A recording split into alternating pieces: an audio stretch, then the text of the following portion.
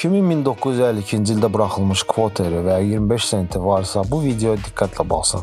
Çünki bu buraxılışda olan nadir bir qəlib variantı var ki, Amerika həraclarında minlərlə dollara satılır. İlk növbədə onu deyim ki, söhbət dövriyyə üçün deyil, kolleksiyaçı və investorlar üçün buraxılmış 90% gümüş proof 25 sentdən gedir. Bu proof buraxılış dip camera xüsusiyyəti, yəni boş sahələrlə relyeflər arasında rəng kontrastının çox kəskin olması və beləcə səthin müxtəlif bucaqlar altında sanki güzgü görünüşü verməsi ilə seçilir. Amma ən əsas özəlliyi onun arxasında qartalın sinəsində olan bu S hərfidir. Bu kvoter variantını numizmatlar Super Bird, yəni super quş variantı adlandırırlar. Ehtimala görə zərbxana işçilərindən biri 50-ci illərin məşhur serialı olan Superman'in fanatı olub və 25 sentləri hazırlayan qəliblərin birindən öz başına olaraq kiçik S işarəsi cızmağa qərar verib. Nəticədə həmin qəliblə döyülən bütün proof kvoterlər qartalın sinəsində S işarəsi ilə buraxılıb. PR 67 dərəcəsində sertifikatlaşdırılmış bu möhtəşəm nümunə